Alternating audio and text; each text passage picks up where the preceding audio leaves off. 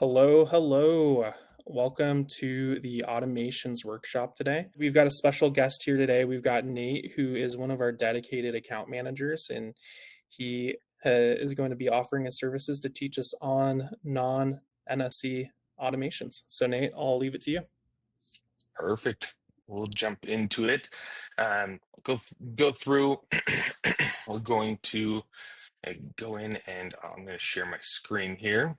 What we're going to do is we're going to go through and talk a little bit about our automations. So in this, what we're going to do, pretty straightforward. This is going to be everything that's non, sales experience specific. So in this, just a quick shout out to our Genius team. So in this, we have, Colton, Lara, Marty, Kyle, and Craig. They offer, one-on-one trainings, everything there, and obviously kind of hosting our webinars through here. So if you have questions, feel free to reach out to them. What I wanted to do is essentially jump into those automations. So kind of what are the specifics on what automations are. I know it's going to start a little basic and then we'll kind of jump into more of the essentially the nitty-gritty of it. But the way I like to think about automations is kind of starting at the end. I know it kind of may sound weird to start at the end, but really, what is your end goal? With these as well, I also like to think of them as a if this, then that statement. So if this happens, then I want that to happen. So pretty specific on that. What is the end goal? Do you want it to change a status? Do you want it to, create a task? Do you want it to send a message to your customer or to an employee internally? What is the end goal of that? Then kind of going back to the beginning of that is, what do we want to do? Is it based on a specific time or is it going to be based on an event? So completing a task, those types of things. Other than that, what do we want to trigger it? So is this going to go off of when a contact moves, when an estimate is signed? Really, what is the thing that we want to kick this off? And then lastly, what are the specifics? So obviously we'll get in there, but is there certain things we want to create parameters around to send these off, or what does that look like? So we'll kind of jump more into that. But to start, what are the available trigger types for automations? So this is a list of everything that you can trigger an automation off of. So contacts, jobs, tasks, work orders, material orders, all the way down through activities. So lots of different options that we have available to us to be able to go through and essentially trigger these automations too. And then I want to jump in now to some specifics. So I wanted to share in here in my test account, kind of dive in and go over this. So obviously in here, we're in our settings and under automations, and I've gone in and clicked on add automation. One thing that I find super helpful, I know this kind of goes into it, is naming conventions. This is my test account that I'm not in super often. These are just kind of named randomly about what they are. One of the naming conventions that we a lot of times recommend to help just keep things organized is using a number system as well as obviously the rest of the naming convention. So one of them that typically in our onboarding you'll notice is that they'll do a 001, and then from here we can do lead. So if it's in a lead status, what automations do we want going in there? So everything that's lead is a 1, everything that's an estimate is going to be a 2, 3, and so on through your different stages of the job in the system. So one of those, this then helps you keep them really organized. Hey, if I'm looking for this type of automation, it's going to be under this naming convention. Moving down to the trigger types. So in here, we have our event-based and our time-based. One thing I like pointing out is on this, we have this little question mark that will give you a little bit of examples.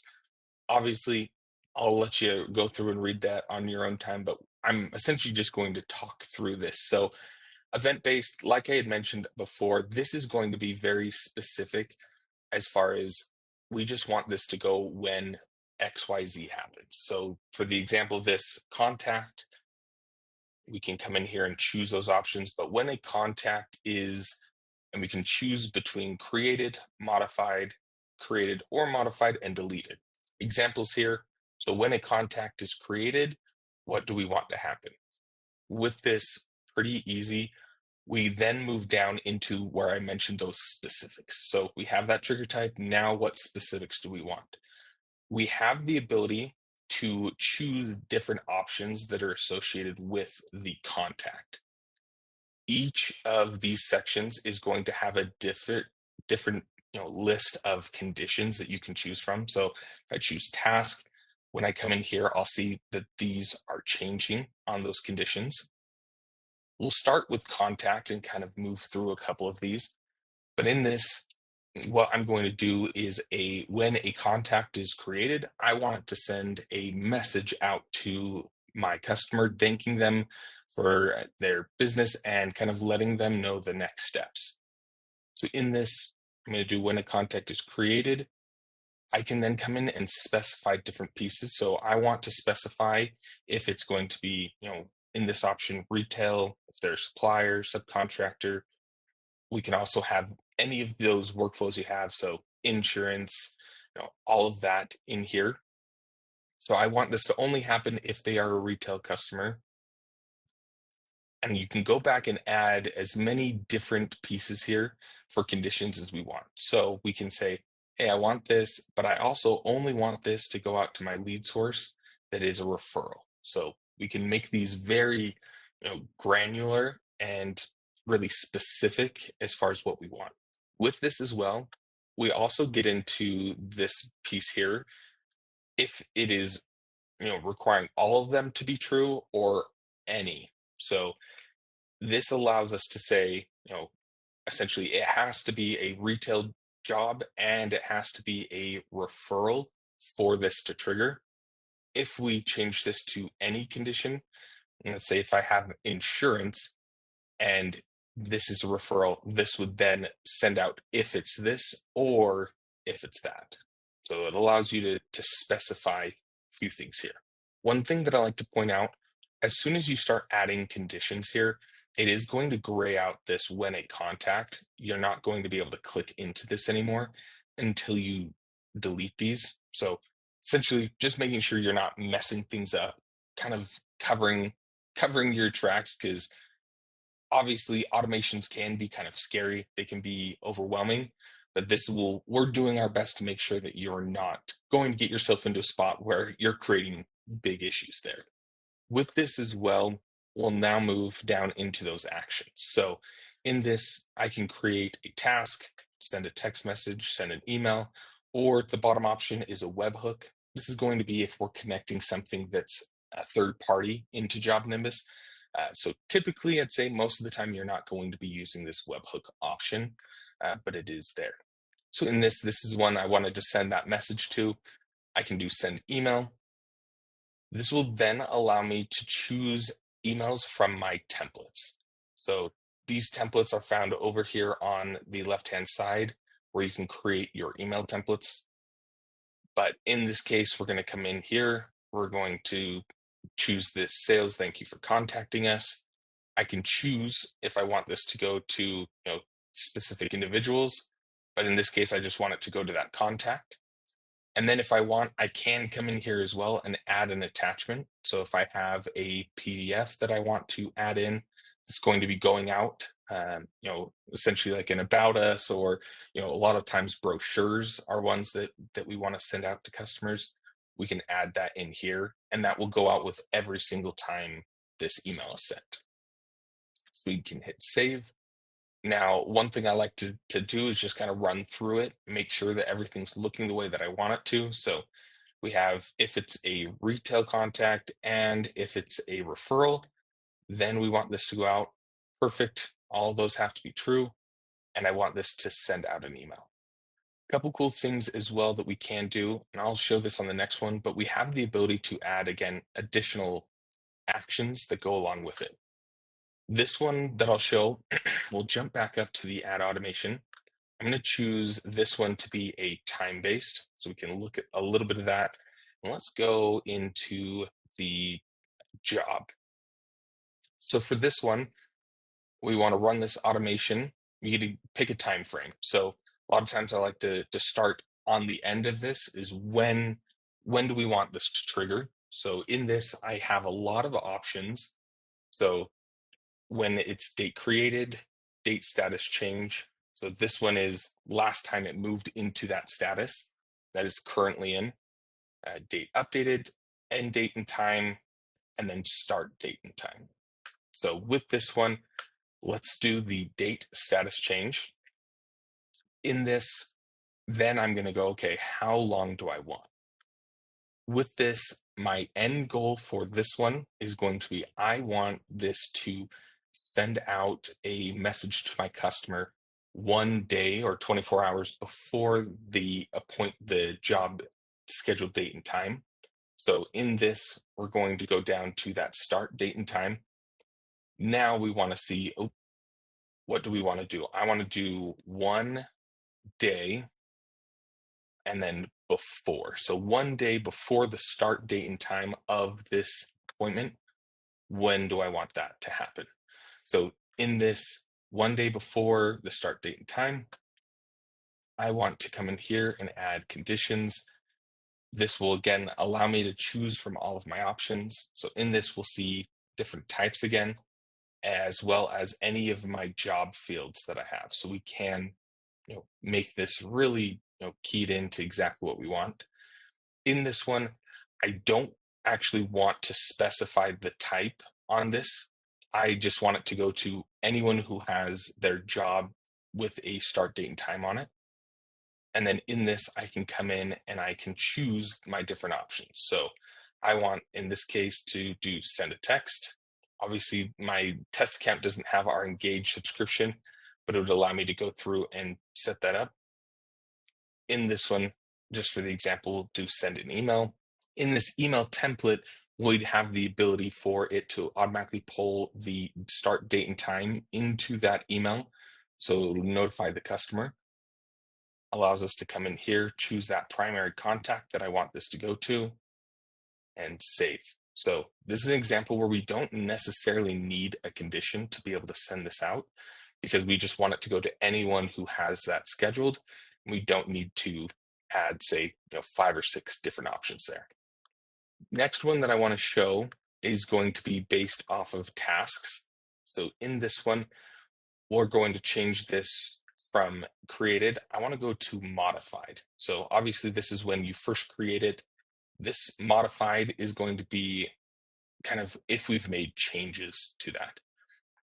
Other thing I want to point out, typically I do recommend staying away from the created or modified, because choosing these are going to be a better option.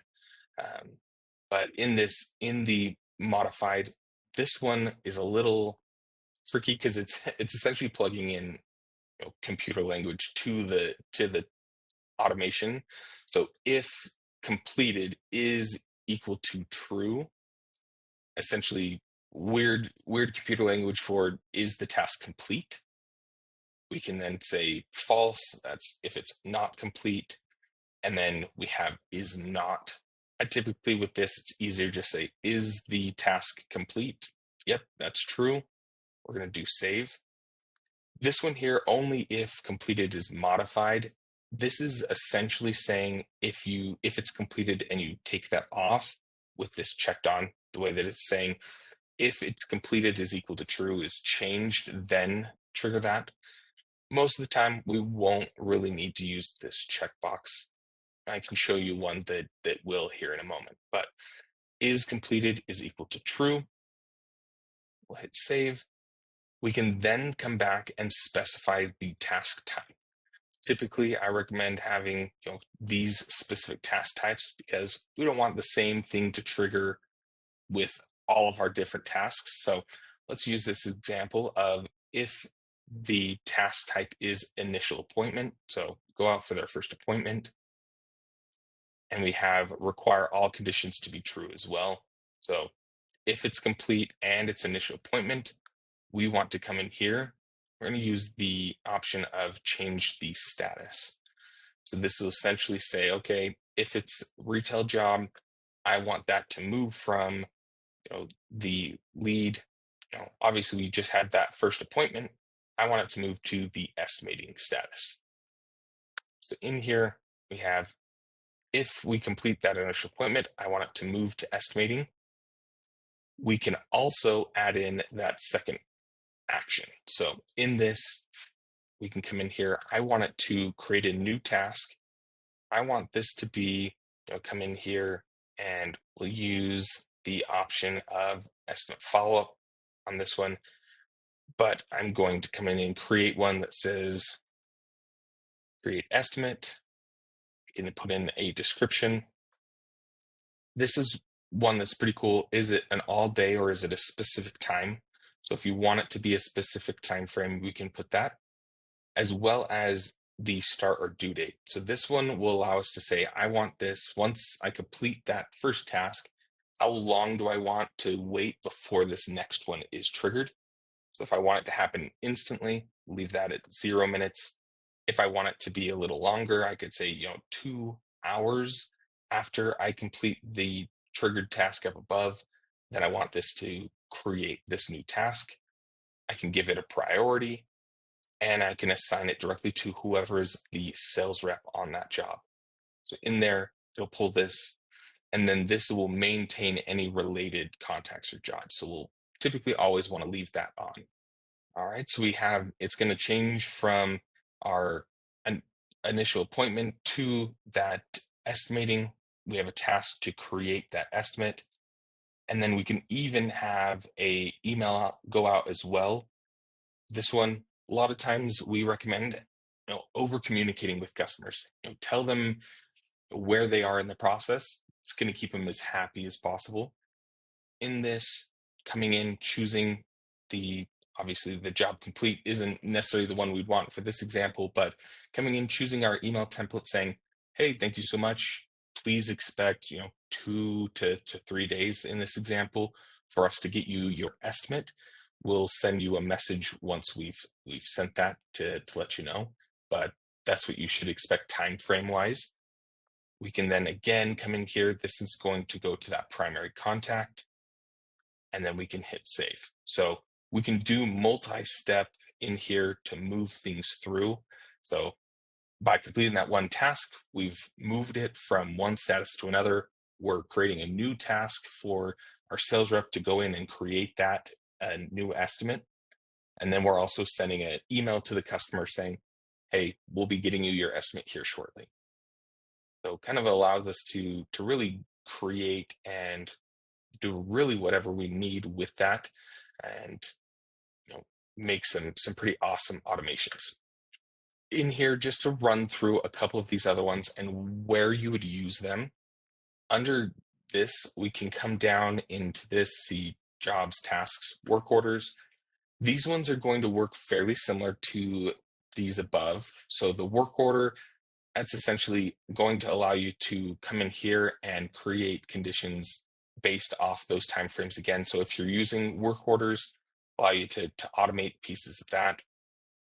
One that I really want to show, obviously, Kyle did a automation training where he went over kind of the sales process. So we're going to kind of skip over those. And if you need more of that, we can either get you scheduled with our team, or we can get you that estimate workshop over and be able to go in there. The last two on this I want to show is attachment and activity, just so you're aware of them. I'd say typically these are ones that we don't see used as much, but they do have some helpful uses.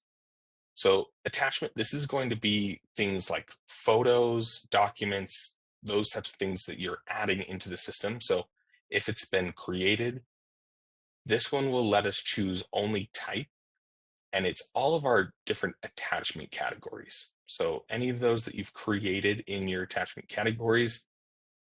So we can say if a photo is uploaded, documents, email attachments, new estimates.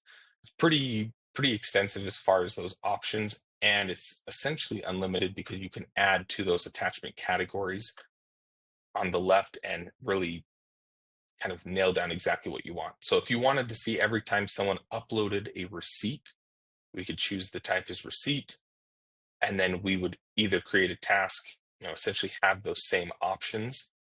Most of the time with this, we have either a task or an email being sent out saying, hey, a new uh, receipt has been added to this job. So allows you to be notified of specific things that happen. One thing to be aware of with this, a lot of times we want to know specific documents. This doesn't let us get much more granular than if a in general document has been uploaded. I know that a lot of my customers have had times where it's like, hey, here are my different document types. I've got, my service agreement, I've got a certificate of completion. I want to get notified when a certificate of completion has been uploaded. It doesn't let us get that kind of specific when it comes to the attachment types, but it can give you a general, hey, this is a new document that's been uploaded. Actions on this, obviously those same, so we can be notified of those.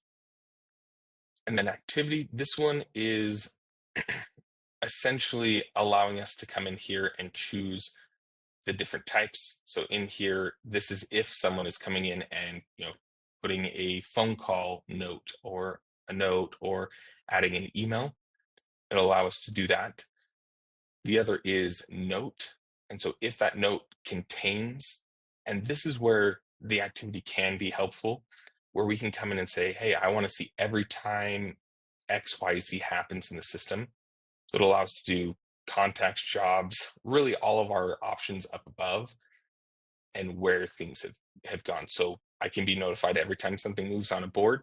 Obviously, that'd be pretty overwhelming to get notified each time, but this really allows us to go in and set that up. So a lot of times what we'll see with this is people wanting to say, hey, I want to see every time a payment is applied. So we can say if the note is equal to payment applied, I want to get an email to myself. You can come down, choose Nate. I would get an email at this point every time a payment is applied. So lots of different options with the automations here. One last piece that I want to share is how helpful our resources are on our help center. So jumping in here, we're going to go to our knowledge base. In the knowledge base here, our automations have a lot of pieces. So up here, the upper section is going to give us, where do I find my automations, kind of those basic. One of my favorites is actually this all JobNimbus automations. So this again brings us to where I mentioned all of our options, but then down below, it's going to show you, okay, for a contact automation, what are my different types that I can do with that? So it'll give you what that is equal to, and then what actions are available to that. So lots of ways to come in here and view. And lastly is these ones here will tell you essentially what they are, but the automation recipes are pretty awesome. There's quite a few of them and you got to read through them, but they are ones that will be like, hey, let's use the top one. How do I create an automation to request a referral from a former customer? So we can come in here, we can choose. This will then essentially walk us through what that looks like. So choose a time-based contact. We can add the condition of paid and closed, and then we'll give you an option down here at the bottom of what that's going to look like and how that's going to look here. So pretty easy. Last thing before I let you go, as you're kind of preparing, if you're kind of doing like a reset on your automations or not sure where to start, a lot of times I recommend creating on a Word document or even using something similar to like Canva to go in and create sections of what you want these to look like. So in this, a lot of times I'll create essentially like a flow chart of, hey, I want to start with my first status of lead. what do I want to happen during lead? Is there anything automation wise I want sent out? Do I want things moved? If not, we'll move to the next one and kind of work your way through your workflow and see where we want to trigger different things. Obviously, the key is to keep it as simple as possible, just so we don't overwhelm things. But typically, looking to add maybe one or two automations per status is a good place to start. Super helpful. I remember when I first was learning automations, it seemed like the most daunting thing. And then it was like, oh man, am I gonna make it loop? Yeah, It turns out it wasn't that hard. I just needed to take a few deep breaths. I'd say the like number one key is like, I mean, you're not going to mess it up, and if you do, like, no one should feel sad at all. Yep. Like, you're gonna make those mistakes. It's gonna happen, Yep. And plus but you've got not gonna us break here and anything. you've got our support team as well. So if you do have any questions on, hey, maybe why it's not triggering or if it's triggering far too many times, because definitely dealt with that in my test account. Okay, cool. Well, we'll wrap it up now. Nate, thank you so much for doing this presentation for us. If anyone has any follow-up questions, don't hesitate to reach out to us. Okay, thank you.